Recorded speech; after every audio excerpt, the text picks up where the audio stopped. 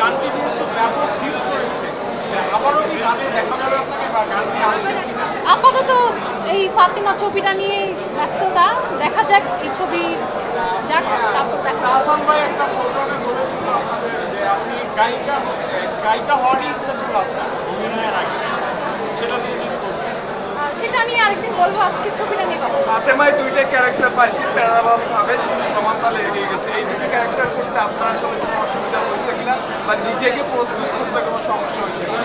অবশ্যই এটা সবচেয়ে বড় চ্যালেঞ্জ ছিল যে 2017 সালে আমি শ্যুট করেছিলাম এবং তারপরে জিনিসটা শেলফ হয়ে যায়, সো আমার পুরো জিনিসটাই মাথা থেকে বেরিয়ে গিয়েছিল।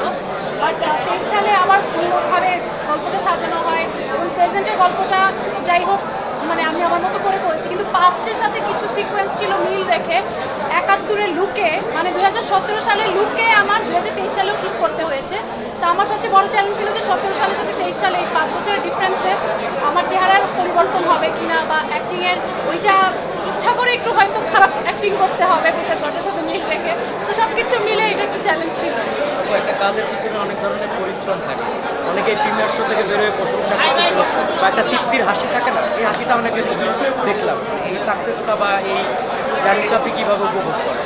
আগের বরাবরের মতো ভাই, আমার কাছে আসলে সাকসেসের সংজ্ঞাটা একটু ভিন্ন।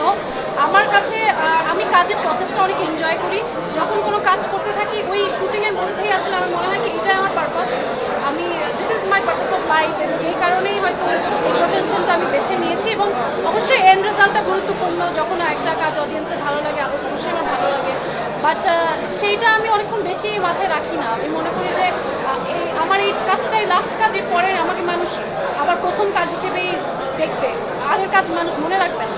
তো সবসময় আমার কাছে মনে হয় যে প্রাপ্তিটার আনন্দটা কম উপভোগ করি, কিন্তু প্রত্যাশাটা সবসময় বেশি থাকে। কর্মজীবী এইখানে যে ক্যারেক্টারটা ছিল, একজন ছিল কর্মজীবী এবং একজন অভিনেত্রী।